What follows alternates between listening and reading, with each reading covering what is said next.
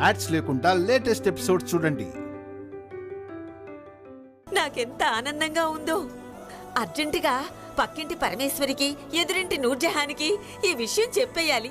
లేకపోతే నా పొట్ట చెక్కలైపోయేలా ఉంది. గెలిచింది ఆడిషన్లోనే, అంతరిక్షంలో కాదు.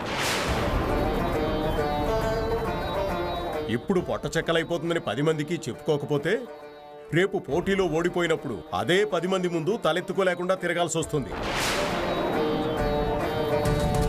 ఓడిపోయినంత మాత్రాన వీధిలో తలదించుకోవాల్సిన అవసరం లేదులే నాన్న.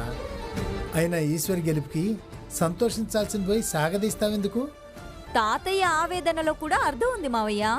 చెంచాడు విషయాన్ని చార్మినారంతా చేసి చూపించడం అవసరమా అని తాతయ్య ఉద్దేశం. ముందు ఇది చెంచాడు విషయమని మీరు తీసి విసిరి పారేయకండి. ఎంతో మందిని దాటుకుని సెలెక్ట్ అయ్యి వచ్చిందంటే చిన్న విషయమేం కాదు. నువ్వు చెప్పింది నిజమేనానమ్మా. అక్క చాలా గ్రేట్. అక్క ఖచ్చితంగా గెలిచి 50 లక్షలు ప్రైజ్ మనీ కొట్టేస్తుంది. ఎన్ని రోజులకు ఒక మంచి మాట మాట్లాడేవే. ఆ డబ్బు వచ్చాక నేనొక 5 లక్షలు తీసుకొని అమెరికాలో ఫ్యాషన్ డిజైనింగ్ కోర్స్ నేర్చుకుంటాను. అనుకున్నాను. ఈ సంతోషమంతా అది ఆడిషన్లో సెలెక్ట్ అయినందుకు కాదన్నమాట. అది గెలవబోయే 50 లక్షల మీద కన్ను పడిందన్నమాట. మా కోమలి కోరికలో అర్థం లేదంటావా అమ్మమ్మ? అక్క డబ్బులే కదా, చెల్లి వాడుకుంటే ఏమైపోతుంది? ఇందాకే కదే చెంచాడు విషయాన్ని చార్మినారంత సాగదీస్తున్నారన్నావు. మనీ విషయం వచ్చేసరికి మనసు మారిపోయిందా? డబ్బంటే ఎవరికి చేదమ్మా, సుందరికైతే మరీను పైసల్ని పాయసం లాగా చూస్తుంది. అవును మరి, మీరు మాత్రం డబ్బుని విషయంలా చూస్తారు కదూ. మీ కుళ్ళు జోకులాపి ముందు కోమలి ఫ్యాషన్ డిజైనింగ్ గురించి మాట్లాడేదేముంది సుందరి? లక్షలు లక్షలు ఖర్చు పెట్టి అమెరికా దాకా వెళ్ళక్కర్లేదు. అమీర్పేటలో చేరినా నేర్చుకోవచ్చు.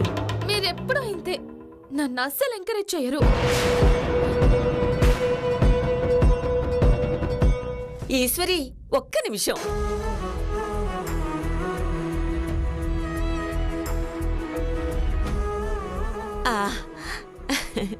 ఈశ్వరి, తినమ్మా.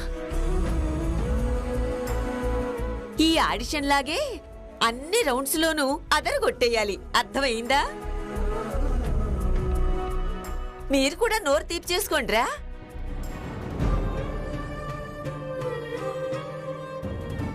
ఆడిషన్లో సెలెక్ట్ అయ్యాననే ఆనందం ఈశ్వరిలో కనిపించడం లేదేంటి?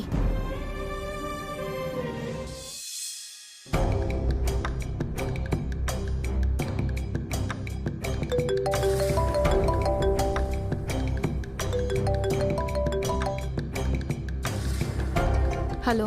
హాయ్ కోమలి. ఏంటి చెప్పు.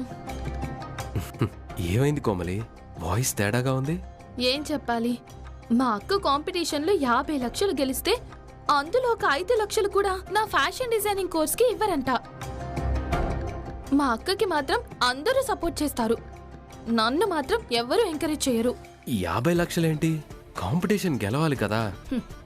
ఈరోజు ఆడిషన్లో ఆల్రెడీ సెలెక్ట్ అయిపోయిందిగా, ఇక కాంపిటీషన్లో కూడా గెలిస్తే 50 లక్షలు వచ్చేస్తాయి కదా. ఓహో గ్రేట్. మీ అక్క అంత పెద్ద ఆడిషన్లో గెలిచేసిందా? మరి నేను గ్రేట్ కాదా? నువ్వు ఇంకా గ్రేట్. ఎందుకంటే ఈ అజయ్ మనసు గెలుచుకున్నావు కదా.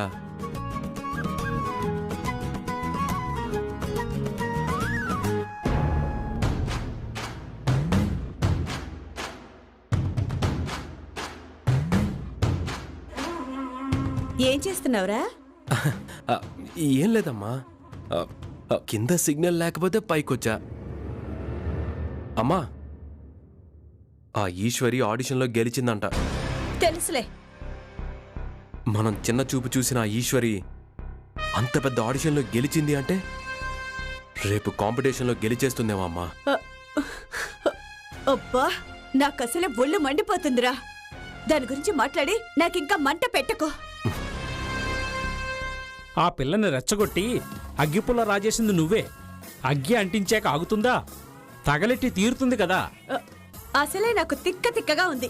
ఇలాంటి తొక్కలో శాస్త్రాలు చెప్పకండి. అది కాదే, బురద మీద రాయి వేయడం ఎందుకు? అది బట్టల మీద పడిందని ఏడవడం ఎందుకు? ఆ ఈశ్వర్ ఏదో గోదాదేవి కళ్యాణం చూసిపోదామని వచ్చింది, నువ్వే రెచ్చగొట్టావు. ఇదంతా నీ చీర కొంగుకి నువ్వు పెట్టుకున్న నిప్పే. అంటుకుంది ఇప్పుడేగా, దాన్ని ఎలా ఆర్పాలో నాకు బాగా తెలుసు. నీకొక విషయం అర్థం కావటం లేదే. మోకాళ్ళు అరిగే వయసులో ఉన్న మనకే ఇంత పంతం ఉంటే, అరికాళ్ళకి చక్రాలు పెట్టుకుని పరుగులు తీసే వయసులో ఉన్న వాళ్ళకి ఇంకెంత పట్టుదల ఉంటుంది? ఆ ఈశ్వరి గురించి మర్చిపోయి పకోడీలు వెయ్యి తిందాం. అసలు మీరు నా మొగుడేనా? అదేంటే అంత మాట అనేసావు? మరి లేకపోతే ఏంటండి? ఇక్కడ నా గుండెలో అగ్ని పర్వతాలు పేలుతుంటే మీకు పకోడీలు కావాలా? పకోడీలు? అమ్మా, ఆ ఆవేశం ఏంటి? కాస్త కూల్గా ఉండు. ఆ ఈశ్వరి ఆ వంటల పోటీలో ఓడిపోయిందనే వార్త వినే వరకు నా ఆవేశము తగ్గదు, నా ఆక్రోశము చల్లారదు. ఫైనల్ వరకు ఎలా వెళ్తుందో నేను చూస్తాను.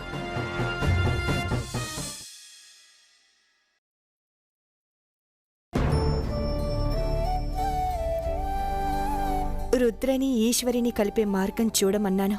అందుకేనా స్వామి వాళ్ళిద్దరి మధ్య వంటల పోటీని ఒక వారధిలా చేశావు? ఆ అమ్మాయిని తనలో ఉన్న నైపుణ్యాన్ని ఇప్పటికైనా రుద్ర అర్థం చేసుకునేలా చేయి తండ్రి. ఏం అలకనందా, ఎవరికోసమో పూజలు ఎక్కువగా చేస్తున్నట్టున్నావు? అదే బావగారు, అక్కని ఇప్పుడు వదినని బుట్టలో పడేసిన ఆ అమ్మాయి కోసం. ఆ అమ్మాయిలో ఉన్న మంచి గుణాలు చూసి మేం పడిపోయాం. తను మమ్మల్నేం పడేయలేదు రత్నాంగి.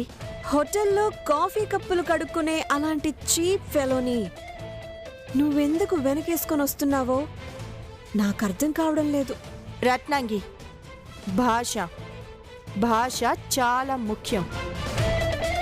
నోరు అదుపులో పెట్టుకొని మాట్లాడు. రత్నాంగి అన్న మాటలో తప్పే ఉంది అలకనందా.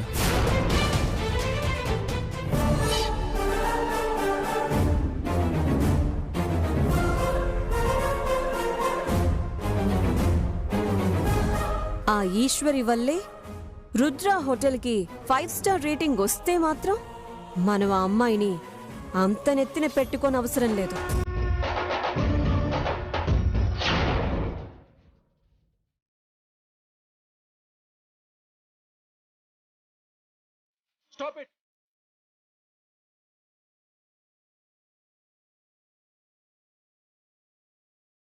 నా గెలుపుని ప్రశ్నించేలా, నా నమ్మకాన్ని కించపరిచి చూపించేలా ఇంకొక్కసారి మాట్లాడితే నేనేం చేస్తానో నాకే తెలీదు. అయినా అందరూ అనుకునేదే కదా రుద్ర, నేనన్నది కూడా. అందరూ అనుకోవడం కాదు. నువ్వు చూసావా ఆ ఈశ్వరి వంటకి క్రిటిక్స్ రేటింగ్ ఇవ్వడం? కానీ ఆ పిల్ల వంట నేను చూశాను. ఆ ఈశ్వరి చేతగాని దద్దమ్మ. అలాంటి అమ్మాయి నా హోటల్కి 5 స్టార్ రేటింగ్ తెస్తుందా? ఇంకొకసారి నా హోటల్ రేటింగ్కి ఆ అమ్మాయి వండే పిచ్చి వంటలకి ముడిపెట్టి మాట్లాడితే మర్యాదగా ఉండదు. మరి అలాంటి అమ్మాయిని ఆడిషన్స్లో సెలెక్ట్ చేసి మరి మెయిన్ పోటీకి ఎందుకు పంపిస్తున్నట్లు? ఆ అమ్మాయి తన టాలెంట్తో వెళ్తోంది రత్నాంగి. ఒక ప్రాచీనమైన భారతదేశ వంటకాన్ని అందరికీ తిరిగి పరిచయం చేసింది ఈశ్వరి. అందుకే జడ్జెస్ అందరూ ఆమెని సెలెక్ట్ చేశారు. ఆ జడ్జెస్ నిర్ణయాన్ని రుద్ర కూడా గౌరవించాడు. అది తన టాలెంట్ కాదు, తెగింపు కూడా కాదత్తా. ఆడిషన్స్లో తెలివిగా తప్పించుకుంది. అందులో తెలివిగా తప్పించుకోవడానికి ఏముంది రుద్ర? ప్రాచీనమైన భారతీయ వంట, పోషకాలు కలిగిన వంట, మన సంస్కృతిని మనకు గుర్తు చేసే వంట అని ఏవేవో మాయమాటలు చెప్పి గెలిచింది. జడ్జెస్ మార్కులు వేసింది ఆమె చేసిన వంటకి కాదు, ఆమె ఎమోషనల్గా చెప్పిన మాటలకి. ఆమె చేసిన వంటకంలో అసలు విశేషత లేకపోతే కేవలం మాటలకే ఎందుకు మార్కులు వేస్తారు రుద్ర? ఆ అమ్మాయి మాటల గారడి బాగా చేస్తుందత్తా. కానీ ఆ గారడి ఆడిషన్స్లో చెల్లింది, కానీ మెయిన్ కాంపిటీషన్లో చెల్లదు.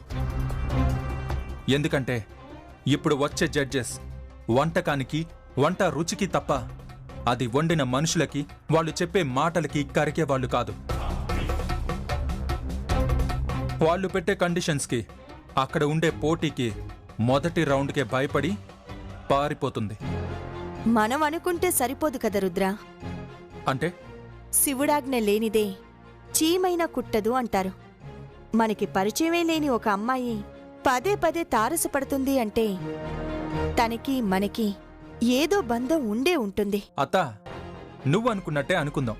అలా చూసినా ఆ అమ్మాయి నాకు సరిజోడు కాదు కాబట్టే నా జీవితంలోకి రాకుండా ఆ రోజు పెళ్లి చూపుల్లోనే గొడవ జరిగింది. అలాగే అర్హత లేని ఆ అమ్మాయిని ఆ శివుడే కాంపిటీషన్ నుంచి కూడా తొలగిపోయేలా చేస్తాడేమో. సరేలే, ఏం జరిగినా ఎలా జరిగినా నువ్వు తలపెట్టిన కార్యం దిగ్విజయం అవ్వాలి. నా రుద్ర నీలకంఠకి పెద్ద పేరు రావాలి. తన హోటల్స్ జాతీయ స్థాయిలో పేరు తెచ్చుకోవాలి. నా హోటల్స్ ఎవరి నైపుణ్యం మీదనో ఆధారపడినవి కావు. ఈ రుద్ర నీలకంఠ స్వశక్తి అనే పునాది మీద ఎదిగినవాడు. అది నిరూపించుకునే వేదిక ఈ సూపర్ షెఫ్ కాంపిటీషన్. విజయవంతమవ్వాలని ఆశీర్వదించత్తా. నీ కృషికి, పట్టుదలకి నిన్ను విజయం తప్పకుండా వరిస్తుంది రుద్ర. లే. All the best Rudra. All the best Rudra.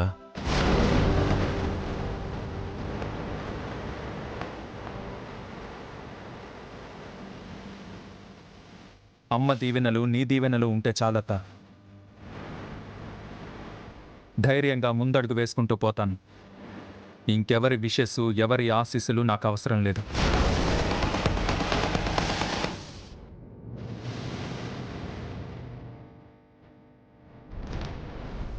Rudra, నువ్వు జస్ట్ ఇప్పుడే నీ ఆట మొదలు పెట్టావు.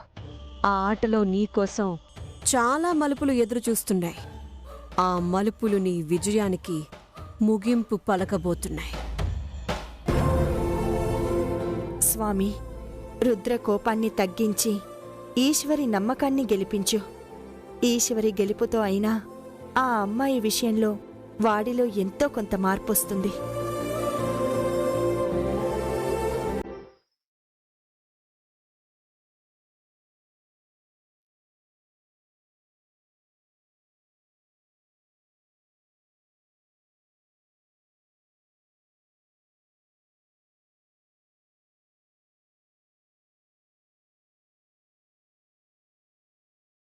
అన్నపూర్ణ, 10 మందికి అన్నం పెట్టి వాళ్ల ఆకలిని తీర్చాలి, వాళ్ల అభిమానాన్ని పొందాలి అని నీ ఆలోచనని, నీ ఆశయాన్ని ఇప్పటి వరకు ఎప్పుడూ ఈశ్వరి వదిలిపెట్టలేదు. అలాగే వంట యొక్క గొప్పతనాన్ని ప్రపంచానికి తెలియచేయటానికి నువ్వు నేర్పిన విద్యని తన ఆయుధంగా చేసుకుని బరిలోకి ఇప్పుడు దిగబోతోంది.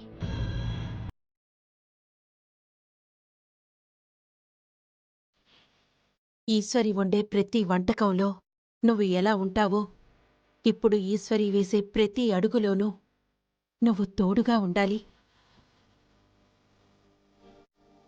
అమ్మ నాకు ఎప్పుడూ తోడుగానే ఉంటుంది. తన సలహాలు, సూచనలు నాకు ఇస్తూనే ఉంటుంది పెద్దమ్మ. ఇదిగో ఈ పుస్తకం రూపంలో.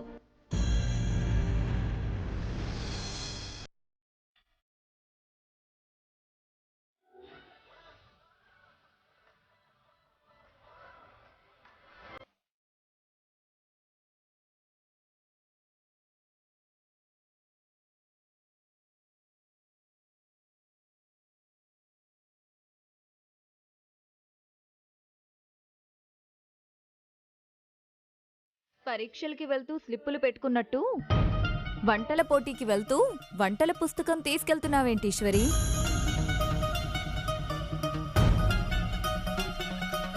ఒకవేళ అందులో చూసి కాపీ కొట్టి మరీ వండుతావా ఏంటి?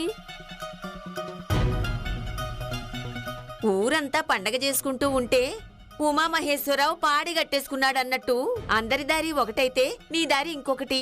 కాస్త ఉత్సాహం వచ్చేలా ఒక్క మాటైనా మాట్లాడవేంటే? ఇప్పుడు నేనేమన్నానమ్మమ్మ? మరి లేకపోతే ఏమిటే?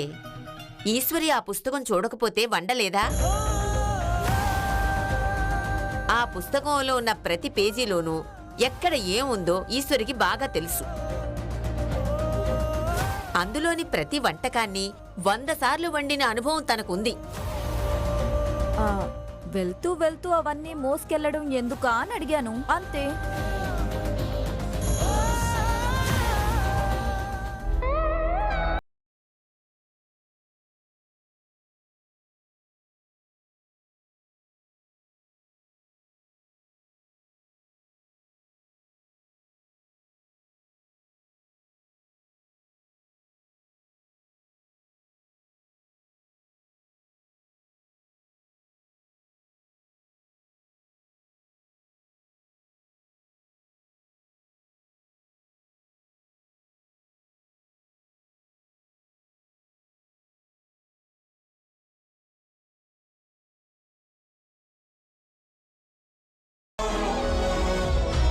ఇది కేవలం ఒక పుస్తకం మాత్రమే కాదు పిన్ని.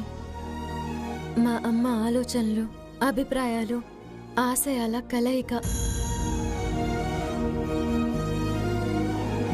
ఈ పుస్తకం నాతో ఉంటే అమ్మ నా పక్కనే ఉన్నట్టుంటుంది. ఈ పుస్తకాన్ని చదువుతూ ఉంటే అమ్మ నాతో మాట్లాడుతున్నట్టు అనిపిస్తుంది.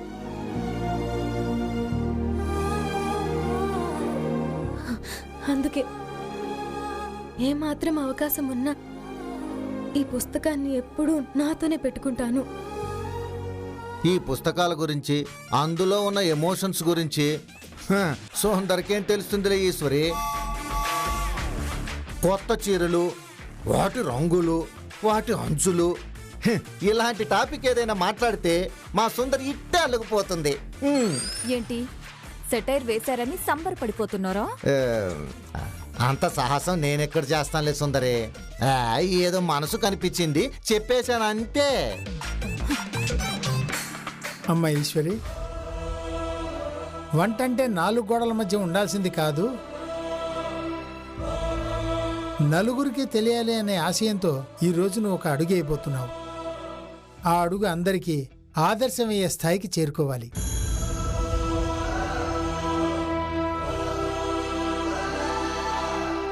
అంతేకాదన్నయ్య, ఆ పారిజాతం లాంటి వాళ్ళు ఇక జన్మలో నోరెత్తకుండా ఈశ్వరి వంటలతో అందరినీ మెప్పిస్తుంది.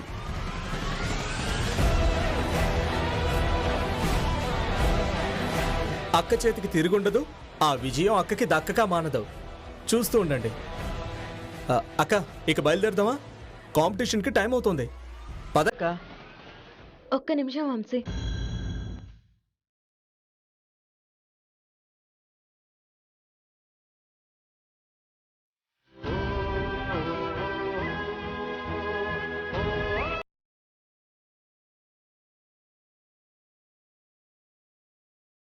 నేను ఈరోజు వేసే ఒక్క అడుగు నడకలా మారాలన్నా, అది పరుగులు తీయాలన్నా నా ఒక్కదాని ఆలోచనలతో అయిపోదు తాతయ్య.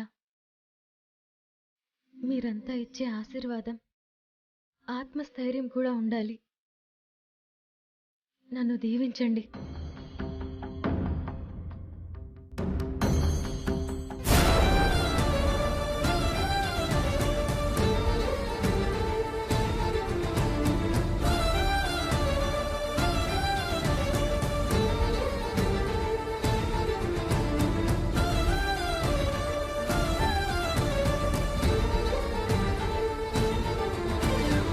ఇంకా మీరు అదే పట్టుదలతో ఉండటం ఏం బాలేదు నాన్నగారు. మీరు మాట్లాడకపోయినా పర్వాలేదు, కనీసం మనసారా ఆశీర్వదించడానికి ఏమైంది? తన జాతకమే ఒక నష్ట జాతకం.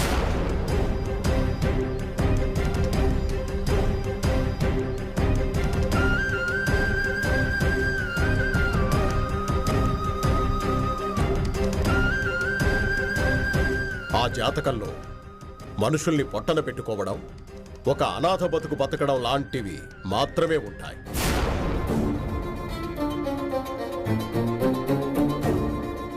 విజయం సాధించడం, గెలుపు జెండాలు పాతడం లాంటివి ఆ జాతకంలో ఉండవు.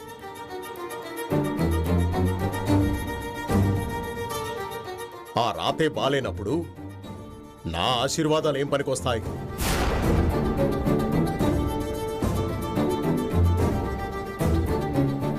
నా రాతలో అదృష్టాలు లేకపోయి ఉండొచ్చు తాతయ్య, కానీ నేను నష్టజాతకురాల్ని కాదు.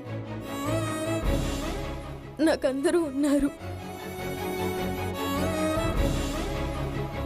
దయచేసి అనాథ అనకండి. తల్లిదండ్రుల్ని మింగేసిన పిల్లల్ని అనాథలనే అంటారు.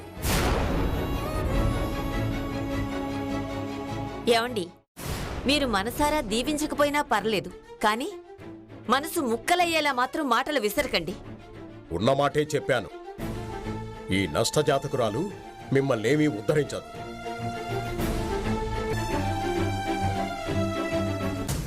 ఆడిషన్లో సెలెక్ట్ అయిపోయిందని మీరంతా ఆకాశానికి ఎగురుతున్నారు.